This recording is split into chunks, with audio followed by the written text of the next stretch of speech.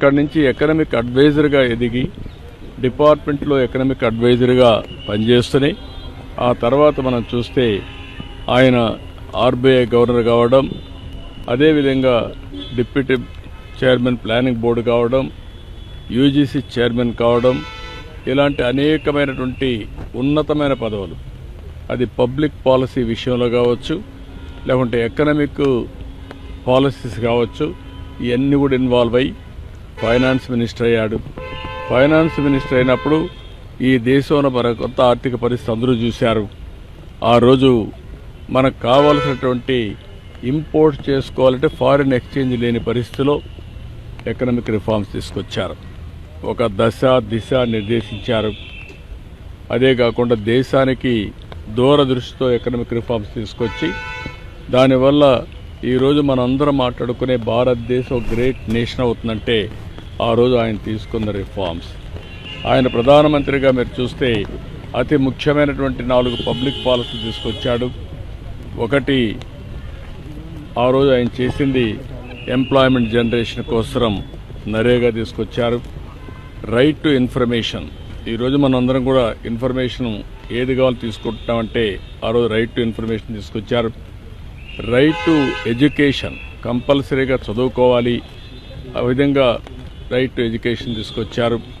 ఈరోజు యూఏఐడి కింద ఆధార్ ఏదైతే అథెంటికేషన్ ఉందో అది ఎక్కడ కూడా ఏమాత్రం కూడా ప్రభుత్వం ఖర్చు పెట్టే డబ్బుల్లో ఫ్రాడ్ లేకుండా చేయగలిగారంటే అది ఒక పెద్ద అసెట్గా చేయగలిగారు. ఇలాంటి వినూత్నమైన పాలసీలు తీసుకొచ్చిన వ్యక్తి మన్మోహన్ సింగ్ గారు. ఎవరికి కూడా ఈ గౌరవం దక్కదు. ఒక అకాడమిషియన్, ఒక పాలిటీషియన్, ఒక ఎకానమిస్ట్, ఒక బ్యూరోక్రాట్, ఈ 4 కూడా సమర్థవంతంగా పనిచేసిన వ్యక్తి, రాణించిన వ్యక్తి మన్మోహన్ సింగ్ గారు. అలాంటి వ్యక్తి ఈరోజు మన దగ్గర లేకపోవడం చాలా బాధ, దేశానికి తీవ్రమైన నష్టం. కానీ ఆయన ఐడియాలజీ శాశ్వతంగా ఉంటుంది. ఆయన ప్రారంభించిన రిఫార్మ్స్ శాశ్వతంగా ఉంటాయి. ఈ రిఫార్మ్స్ని ముందుకు తీసుకుపోవాల్సిన బాధ్యత ఈ దేశ ప్రజలందరిపైన ఉంటుంది. అది తీసుకుపోతామని తెలియజేసుకుంటూ అందరికీ నమస్కారం. ఇక్కడ నుంచి ఎకనామిక్ అడ్వైజర్గా ఎదిగి డిపార్ట్మెంట్లో ఎకనామిక్ అడ్వైజర్గా పనిచేస్తూనే ఆ తర్వాత మనం చూస్తే ఆయన ఆర్బీఐ గవర్నర్ కావడం, అదేవిధంగా డిప్యూటీ చైర్మన్ ప్లానింగ్ బోర్డు కావడం, యూజీసీ చైర్మన్ కావడం, ఇలాంటి అనేకమైనటువంటి ఉన్నతమైన పదవులు, అది పబ్లిక్ పాలసీ విషయంలో కావచ్చు, లేకుంటే ఎకనామిక్ పాలసీస్ కావచ్చు, ఇవన్నీ కూడా ఇన్వాల్వ్ అయ్యి ఫైనాన్స్ మినిస్టర్ అయ్యాడు. ఫైనాన్స్ మినిస్టర్ అయినప్పుడు ఈ దేశంలో మన కొత్త ఆర్థిక పరిస్థితి అందరూ చూశారు. ఆ రోజు మనకు కావాల్సినటువంటి ఇంపోర్ట్ చేసుకోవాలంటే ఫారిన్ ఎక్స్చేంజ్ లేని పరిస్థితిలో ఎకనామిక్ రిఫార్మ్స్ తీసుకొచ్చారు. ఒక దశ దిశ నిర్దేశించారు. అదే కాకుండా దేశానికి దూరదృష్టితో ఎకనామిక్ రిఫార్మ్స్ తీసుకొచ్చి దానివల్ల ఈరోజు మనందరం మాట్లాడుకునే భారతదేశం గ్రేట్ నేషన్ అవుతుందంటే ఆ రోజు ఆయన తీసుకున్న రిఫార్మ్స్. ఆయన ప్రధానమంత్రిగా మీరు చూస్తే అతి ముఖ్యమైనటువంటి 4 పబ్లిక్ పాలసీలు తీసుకొచ్చాడు. ఒకటి, ఆ రోజు ఆయన చేసింది ఎంప్లాయ్మెంట్ జనరేషన్ కోసం నరేగా తీసుకొచ్చారు. రైట్ టు ఇన్ఫర్మేషన్, ఈరోజు మనందరం కూడా ఇన్ఫర్మేషన్ ఏది కావాలో తీసుకుంటామంటే ఆ రోజు రైట్ టు ఇన్ఫర్మేషన్ తీసుకొచ్చారు. రైట్ టు ఎడ్యుకేషన్, కంపల్సరీగా చదువుకోవాలి, ఆ విధంగా రైట్ టు ఎడ్యుకేషన్ తీసుకొచ్చారు. ఈరోజు యూఏఐడి కింద ఆధార్ ఏదైతే అథెంటికేషన్ ఉందో అది ఎక్కడ కూడా ఏమాత్రం కూడా ప్రభుత్వం ఖర్చు పెట్టే డబ్బుల్లో ఫ్రాడ్ లేకుండా చేయగలిగారంటే అది ఒక పెద్ద అసెట్గా చేయగలిగారు. ఇలాంటి వినూత్నమైన పాలసీలు తీసుకొచ్చిన వ్యక్తి మన్మోహన్ సింగ్ గారు. ఎవరికి కూడా ఈ గౌరవం దక్కదు. ఒక అకాడమిషియన్, ఒక పాలిటీషియన్, ఒక ఎకానమిస్ట్, ఒక బ్యూరోక్రాట్, ఈ 4 కూడా సమర్థవంతంగా పనిచేసిన వ్యక్తి, రాణించిన వ్యక్తి మన్మోహన్ సింగ్ గారు. అలాంటి వ్యక్తి ఈరోజు మన దగ్గర లేకపోవడం చాలా బాధ, దేశానికి తీవ్రమైన నష్టం. కానీ ఆయన ఐడియాలజీ శాశ్వతంగా ఉంటుంది. ఆయన ప్రారంభించిన రిఫార్మ్స్ శాశ్వతంగా ఉంటాయి.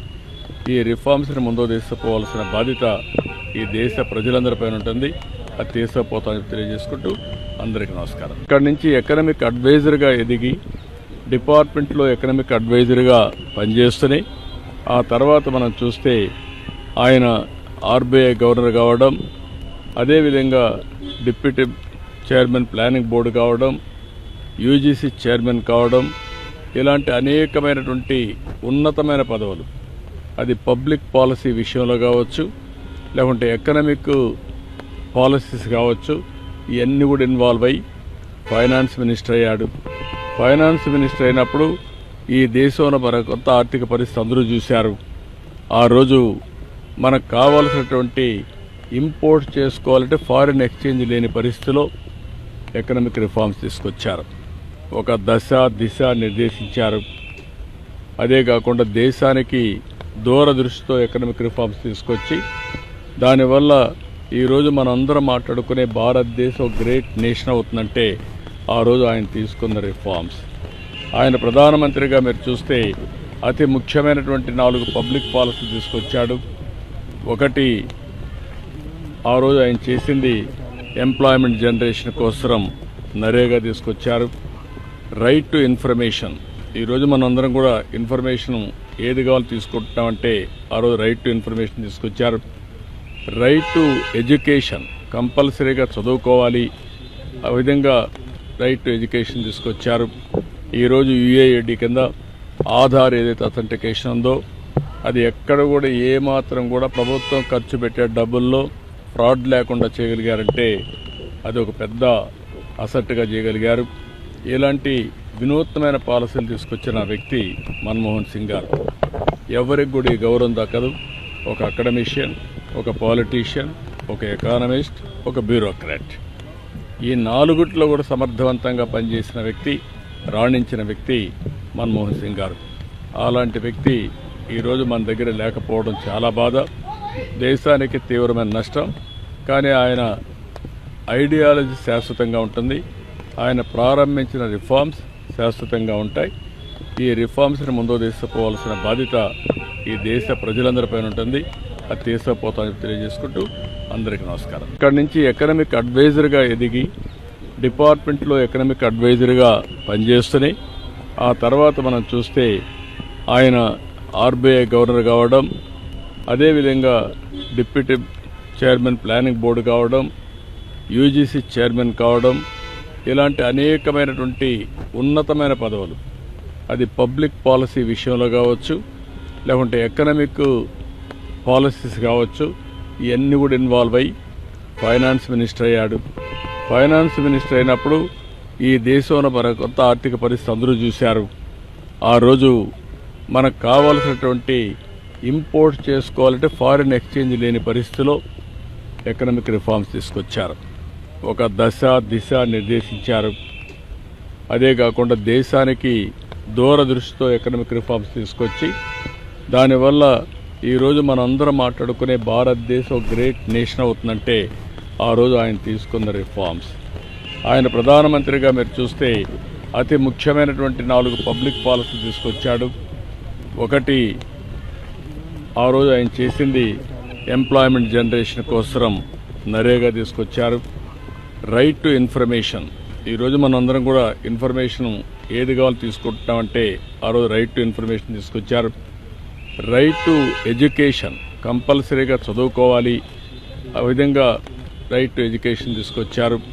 ఈరోజు యుఏఐడి కింద ఆధార్ ఏదైతే అథెంటికేషన్ ఉందో అది ఎక్కడ కూడా ఏమాత్రం కూడా ప్రభుత్వం ఖర్చు పెట్టే డబ్బుల్లో ఫ్రాడ్ లేకుండా చేయగలిగారంటే అది ఒక పెద్ద అసెట్గా చేయగలిగారు. ఇలాంటి వినూత్నమైన పాలసీలు తీసుకొచ్చిన వ్యక్తి మన్మోహన్ సింగ్ గారు. ఎవరికి కూడా ఈ గౌరవం దక్కదు. ఒక అకాడమిషియన్, ఒక పాలిటీషియన్, ఒక ఎకానమిస్ట్, ఒక బ్యూరోక్రాట్, ఈ 4 కూడా సమర్థవంతంగా పనిచేసిన వ్యక్తి, రాణించిన వ్యక్తి మన్మోహన్ సింగ్ గారు. అలాంటి వ్యక్తి ఈరోజు మన దగ్గర లేకపోవడం చాలా బాధ, దేశానికి తీవ్రమైన నష్టం. కానీ ఆయన ఐడియాలజీ శాశ్వతంగా ఉంటుంది. ఆయన ప్రారంభించిన రిఫార్మ్స్ శాశ్వతంగా ఉంటాయి. ఈ రిఫార్మ్స్ని ముందుకు తీసుకుపోవాల్సిన బాధ్యత ఈ దేశ ప్రజలందరిపైన ఉంటుంది.